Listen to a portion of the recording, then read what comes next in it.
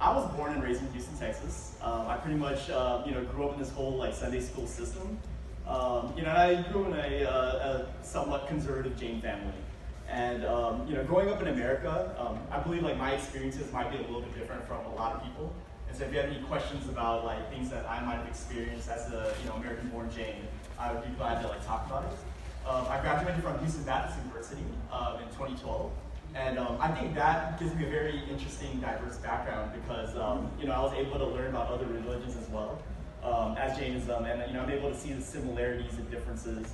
And I take a lot of philosophy classes, so I find this stuff very, very interesting. I think when I was, I never really had an interest for Jainism until maybe I graduated from college. And that's when like my interest in spirituality and religion kind of developed from there. And I think a lot of like similar kids that grow up in like very religious backgrounds, they don't really develop it until afterward. And so, of course now I'm like a Sunday school teacher here, and I'm trying to learn teach kids as well as learning myself about Jainism. So this will be a very basic, complex, and there's a lot of like words that are not in English. And so I try to make it as easy to understand as possible. But if you have any questions, feel free to just like raise your hand, and I'd be happy to answer them. When we say founded, the Jain belief is that the religion has always existed in one way or another. But like if you like Wikipedia it, you'll see that it was founded in India, and it was popularized by Lord Mahavir Swami. And you probably heard that name a lot. That's one of our spiritual leaders. And as Jay said, that this has been around for almost 4,000 years. So this is a very old religion. And a lot of the concepts that were, concepted 4,000 years ago is still here today. So you can go to the next slide. Jainism today, and so there's 5 million Jains worldwide. So, of course, it's a very small religion. And it makes up about 0.37% of the Indian population. So, like, not even 1%. So you can imagine, like, it's a very small religion. But there's a beauty behind that. And because there's so many few Jains, I feel like we've developed such close-knit communities, So in every city, I can say most Jains know each other one way or another. I grew up around Jains, and whenever you find another Jain, we stay connected in that sense because we're so small, And so we definitely, don't take it for granted. So majority live in India, but outside of India, the greatest populations are United States, Canada. There's a huge population in Kenya, actually, United Kingdom, and Hong Kong. And we have, Jain temples in all these different areas. And similar to how it is here, we all kind of like stick together and we kind of band together that way. And there's 160,000 Jains in North America that are self-identifying, that are involved with the Jain community. So the Jaina is a non-profit umbrella organization in North America, which is like its sole purpose is to preserve, practice, and promote Jainism. So it connects about 70 organizations, and these are like just different like temples around the country. Actually North America, including Jain Society of Houston. And so this is kind of like our way to like network and communicate. And it's a 30 committee, so it's very organized, and we have biannual conventions every year. And pretty much they pick a different city every year, and all the Jains from America go to visit, and it gives us a chance to like network and connect with other Jains. I've been actually involved with going to these conventions since like 2002 or something, like when I was like a young kid. So I made a lot of friends that are Jain because of this organization. There's 2 youth arms. There's the Young Jains of America and the Young Jain Professionals. And that's pretty much involved in getting like our youth involved with religion. And as it's such a small religion, there's not many resources out there. And so these 2 organizations do a great job of like connecting them and giving the resources needed for young Jains and like the challenges we face today. So I'm going to discuss a few very basic concepts. They can go very in-depth, and so I just want to give you more of an overview. One thing that's very unique about Jainism is that we do not believe in a creator deity. And we believe that the universe is constant, it's beginningless, and always eternal. So in one way or another, we talk about the Big Bang, right? For example, Jainism believes that maybe it's in a different dimension or a different universe, but humanity has always existed in one form or another, and it'll never end either. So, it'll always exist. And it's portrayed in a cosmic wheel of time, which rotates ceaselessly. And y'all will probably be able to tell me better than I know, but like usually I think the Eastern religions have like a circular pattern versus like a linear path of history.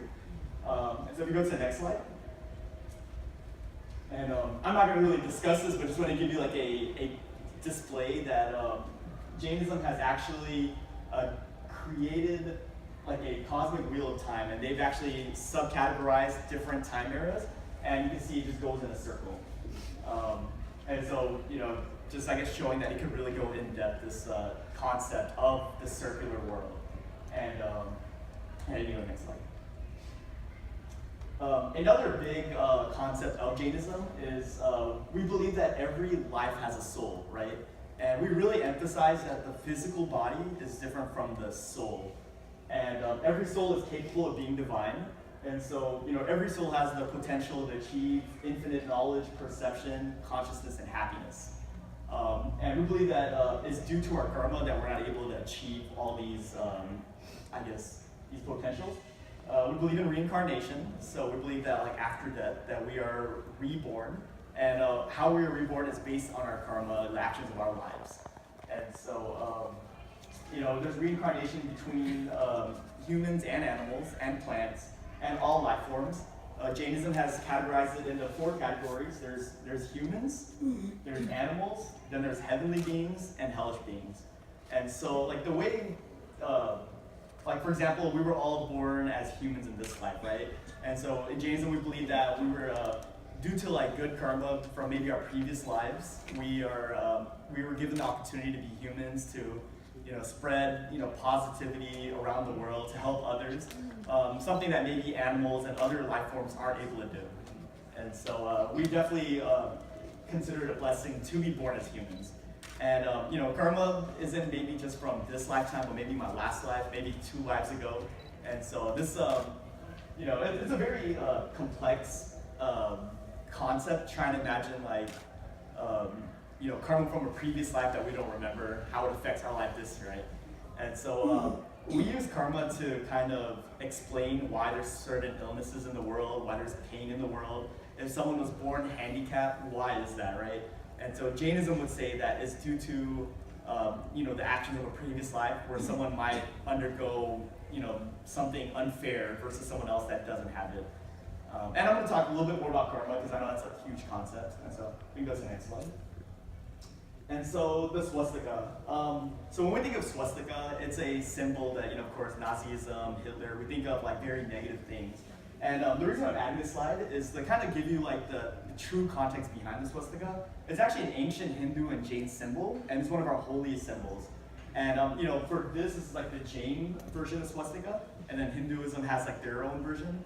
And what happened is, when Hitler took this symbol and he tilted it sideways, and he made it, represent something of evil, And so, if you go around the temple, you might see swastikas, but, our reasoning behind it is it's a holy symbol that was, corrupted over time.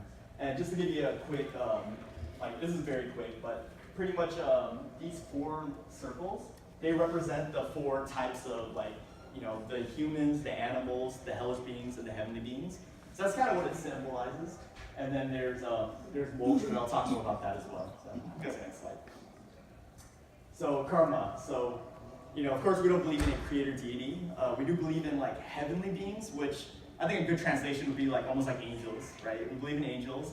Some Jains believe that they actually do, they participate in like the active lives of us, like they'll help us out and things like that. Other Jains believe that they don't interfere at all, And so we believe in karma, which is a self-regulating mechanism of the universe in which actions that carry moral significance will cause certain consequences to naturally occur.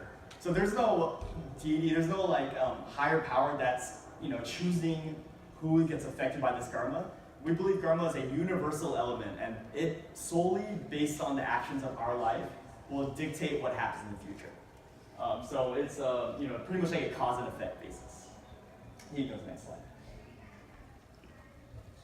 So the 3 fundamentals of Jainism. So if I had to explain to someone what is Jainism in like 5 minutes, right? This would be like the first thing I would say. There's 3 main fundamentals that truly make every person Jain. You go to the next slide.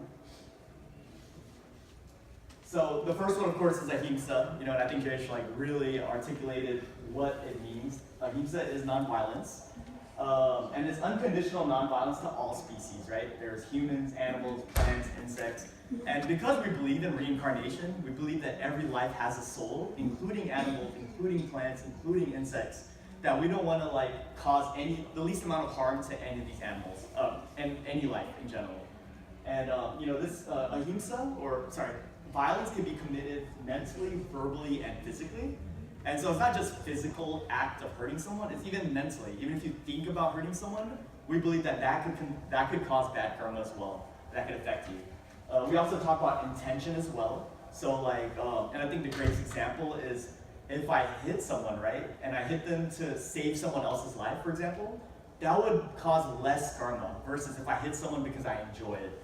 And so intention is a huge, important factor, and and it determines the intensity of the karma that we would receive, and we would have to, I guess, have to pay for because of our actions, right? So if you kill someone to save, if you're a doctor and you're committing surgery on someone but they end up dying, that would be different from being a murderer and killing someone, right? And because intention, right? And so we talk about the classification by the number of senses, and this is a very complex concept that I really appreciate. That Jainism goes into such complexity about this, but we pretty much Jainism has classified animals by the number of senses, and so insects would be 1 sense life, right? Animal, pigs, cows, sheep would be 5 sense lives, 4 sense lives, and humans would be 5 sense, right? And so there's often a question, wait, plants have life too, right? So if you eat a plant, that causes karma, right? And so we use this classification to kind of determine that, because a cow has 5 senses, right? Hurting a cow would cause more bad karma than eating a plant that doesn't have that thing. And even outside of Jainism, we believe in the intelligence of the life as well. So a cow is more intelligent than a plant is, right? So when you hurt a plant, it doesn't cause as much karma as hurting a cow or a human. And so because of that, vegetarianism is practiced by all Jains. It's one of the core principles of Jainism. You'll probably read about the Jain diet, which is very strict. We avoid certain food items. But the reason we avoid these food items is solely because of ahimsa and solely because of nonviolence.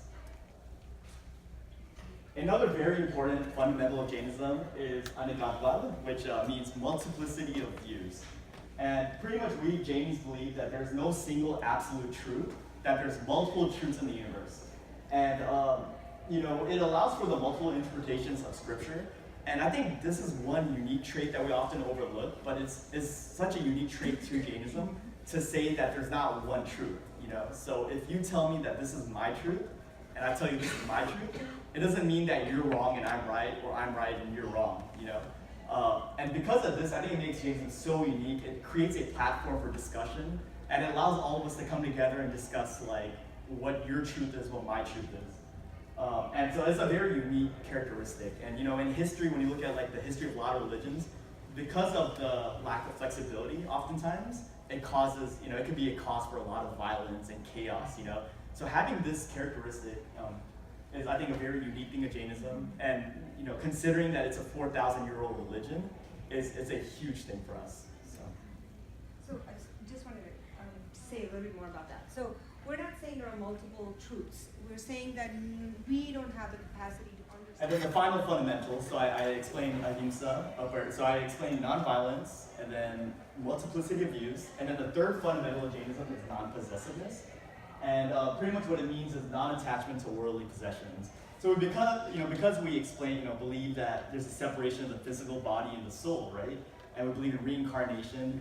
All these worldly possessions that we have today, we're not taking it with us when we go to our next life, right? And so we believe that non-attachment is such an important thing. And I think this quote that I got from another slide is amazing.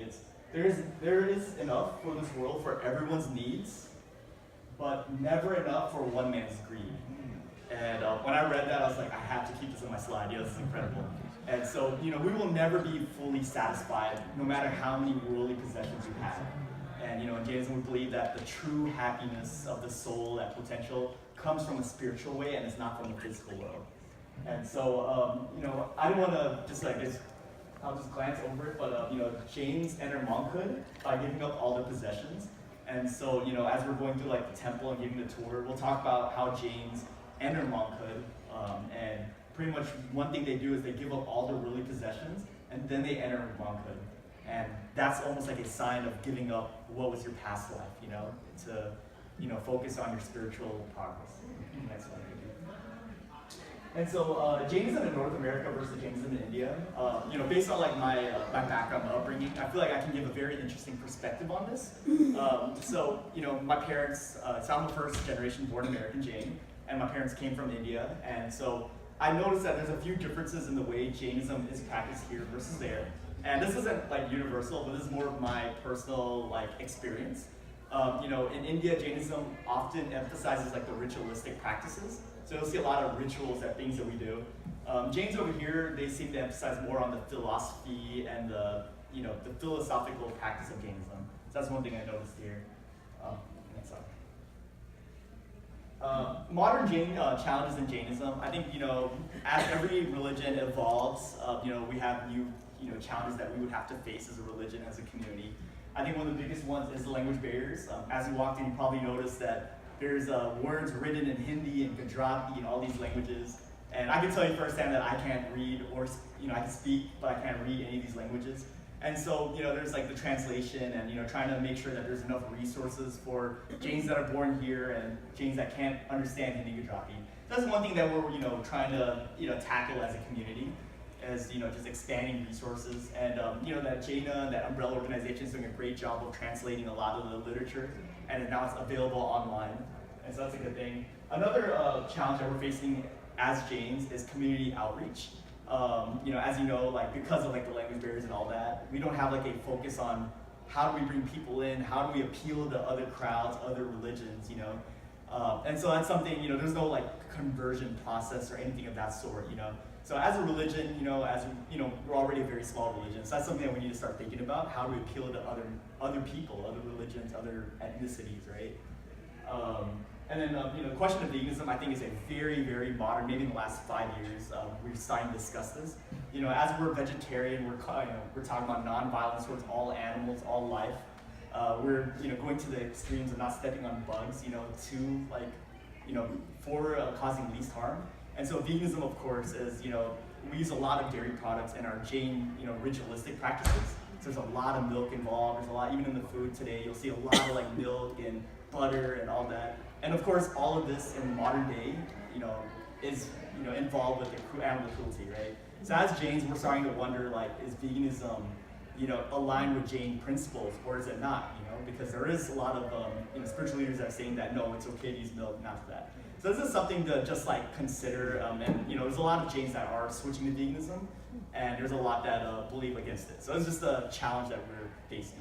And so that concludes my conversation. I wanted to open up the floor because I know there's so many questions or, you know, ideas they might have about Jainism. So, any thoughts? Yeah, absolutely. You talked about what deity is not, Yeah. but I don't have a concept of what your concept of the deity is. Go for it. Yeah. Okay, so